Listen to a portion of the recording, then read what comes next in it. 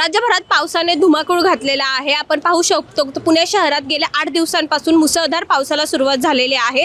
त्यामुळे खडकवासला धरण 100% भरलेले आहे। काल खडकवासला धरणातून जवळजवळ 27,000 क्युसेकनी पाणी सोडण्यात आलेले आहे। आपण आता पाहू शकतो की जो बाबा भिडे पूल आहे तो पाण्याखाली गेलेला आपल्याला पाहायला मिळते। खरं तर बाबा भिडे पूल जेव्हा पाण्याखाली जातो तेव्हा पुणे शहरात समाधानकारक पाऊस पडतो असे सांगितले जाते आणि आपण पाहू शकतो भिडे पूल हा संपूर्णपणे पाण्याखाली गेलेला आहे।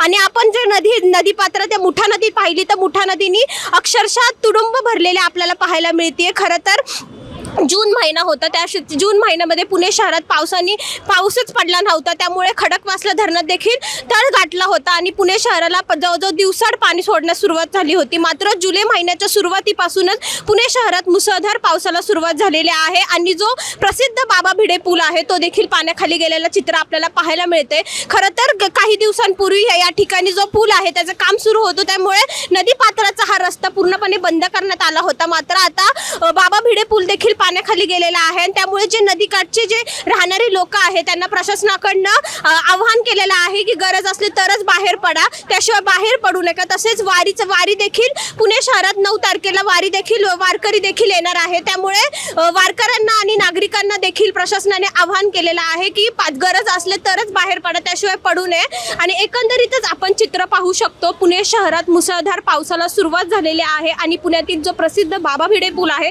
तो पाण्याखाली गेलेलं चित्र आपल्याला पाहायला मिळते। पुण्याहून मी पूजा मालुसरे, न्यूज अँकर।